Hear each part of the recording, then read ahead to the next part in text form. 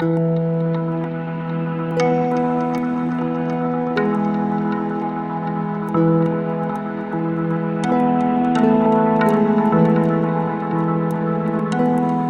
there, this is Mike and you're listening to Feeling Twisty. I'm really glad you're here.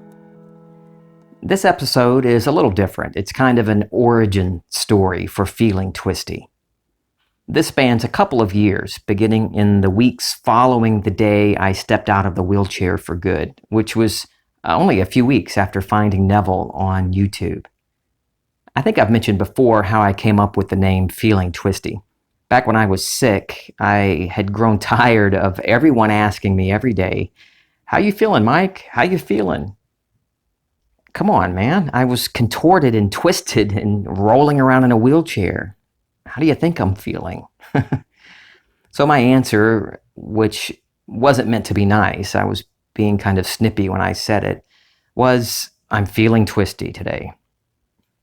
I even had a blog called Feeling Twisty, and it was all about how awful my disease was. All of my posts were so sad and full of self-pity and, "Oh, look at me, look how bad my life is." Oh. Well, Feeling Twisty has taken on a whole new meaning for me now. I don't think I've ever talked about how the podcast came about. In those weeks and months after the healing, I was invited to speak at churches, local churches and out-of-state churches.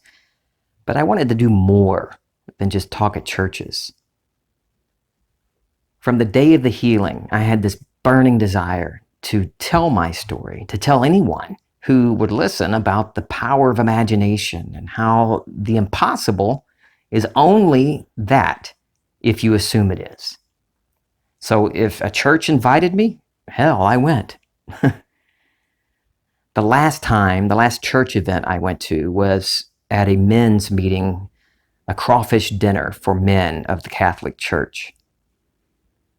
And I was standing up there in front of them as they ate their crawfish and talking about what had happened to me.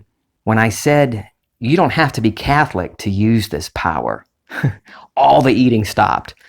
The room got very quiet. I think I heard somebody gasp. Well, I never was invited back to that group. So during this time, I had begun writing notes, preparing to write a book about my experiences. Everyone writes a book, right? I mean, come on. Even the kid who went to heaven and came back got a book and a movie, I think. But Jesus, that was torture. Running around in my mind were all the reasons why I can't write a book. What do I know about writing and book writing and selling my book? All of the things that I thought were opposing me kept running around in my mind. I mean, the longest thing I'd ever written outside of college papers were scripts for newscasts. So months and months passed with no progress on the book. No progress on anything, really. And when anyone asked me, "What do you do, Mike?" I would stammer and trying to think of something. And I would say, "I talk about the power of imagination." And then they would ask, "Oh, really? How do you do that?" And then I would give them more ums and uhs. I didn't really have a clear idea of what I wanted. And so I sounded confused. One night I had a dream. I was standing in the middle of a huge store. It reminded me of a Books A Million or a Barnes & Noble bookstore. There weren't books on the shelves, but every shelf was full of little cylindrical devices. And in the dream, I knew them to be MP3 players. I was looking at a display with a few dozen of them arranged on it. And the only other person in the store was a man next to me. So I pointed to one of the little players on that display, and I said to the man, "This is my story." And then I woke up. I didn't understand that. I was confused. So I wanted to go back into the dream and find out more. I fell back asleep and re-entered the dream. The same man was still looking at the display, but now the store was filled with people. I turned to the man and said, "You know, this isn't the only one that's mine. These are all my stories." And I swept my hand around the whole store, indicating that everything on every shelf is my story. I was a little confused by the dream. I thought, why am I not dreaming of books? Why am I dreaming of audio devices, MP3 players? I'm supposed to be writing a book. Well, I really wasn't writing a book. I was frolicking around the idea of maybe one day writing a book. One day. And this wasn't the universe talking to me in that dream. That was me. That was self talking to self. So that morning, I took a few minutes to just sit with that discomfort I was feeling after that dream. And I thought about what I really want in this case. What do I really want? It was sharing my experiences about what Neville talks about and how I apply what Neville talks about in my own way. I wanted to be different and talk about it coming from my own experiences. So sitting there, I thought about what state do I want to build? Author? Not right now. Coach? No. Teacher? Nah. Storyteller. Yeah. Storyteller feels good. When that dream was exactly, I don't remember. I had it written down in one of my journals, but some of the journals were lost in the hurricanes this year. But I do know it was just a few days before a particular live call hosted by 2020. If you've ever been on one of those calls, you know how much fun they are. The evening of the call, I signed in, notebook and pen in hand, ready to get some gold. I said hi to 20 and Victoria and the few others who were already on the call. And that's when 20 tossed it to me. He told me to go ahead and get things started. What? The intro was mine. Those first few minutes, the meet and greet portion of the call, was mine to lead. Oh my God, what a shock that was. It was like a jolt of electricity. I had no idea he was planning to do that. Man, it was fun. I was so excited. I wrote a note on my pad. I'm hosting the call right now, and I held it up so Kim could see it. That night, during the call, something ignited in me. And throughout the call, I kept thinking, this is it. This is it. I was on the radio for years, but after 7 years of being sick and not using my voice, I had pretty much forgotten that part of my life. I never thought I would go back to public speaking or being on a microphone in any way. I had never even considered doing anything like that again. But my time on the microphone as a reporter back then prepared me for what I'm doing now. And that night, on the call with 20 and Victoria and folks from all over the world, I knew what I wanted to do. Get back on the mic, but not as a reporter. That night after the call, I refined my state of storyteller. I did something similar to what I did decades before when I wanted to get into radio. I put myself in front of a microphone, opening up my podcast, feeling the satisfaction of recording yet another great episode, and the thrill of knowing people around the world are getting something wonderful from each episode.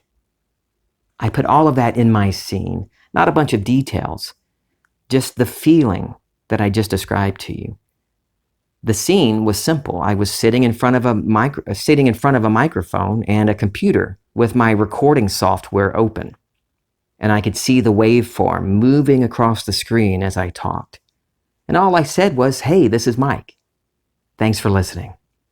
The little scene took a couple of seconds, but the feeling didn't stop. The state remained. I knew what I was doing now.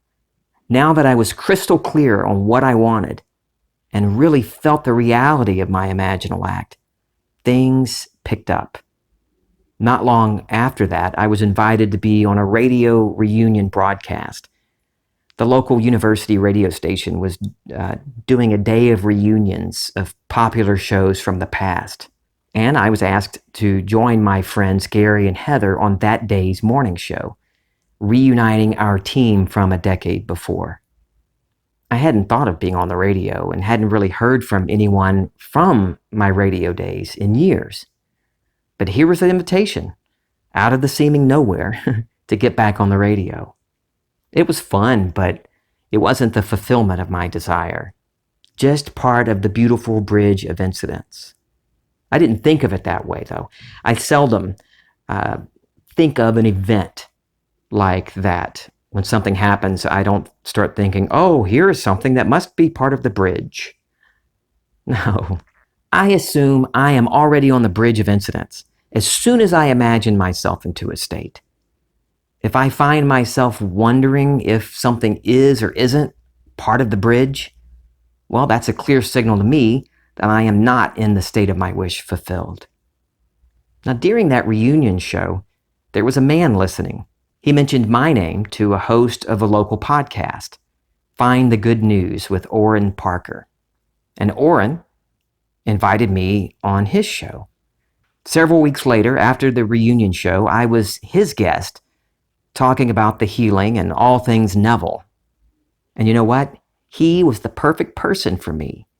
He gave me all kinds of tips on creating my podcast. He was a treasure trove of information for me. And it all came together perfectly. A month later, after I was a guest on his show, Feeling Twisty was on the air. It was born at the end of July 2019. It was conceived immediately following the call with 2020.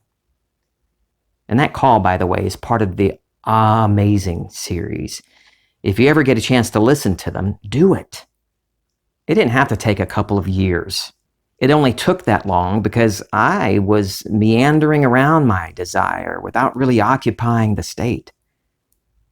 I hadn't even clearly defined my desire. I was just thinking, yeah, I just want to share my story somehow, whatever.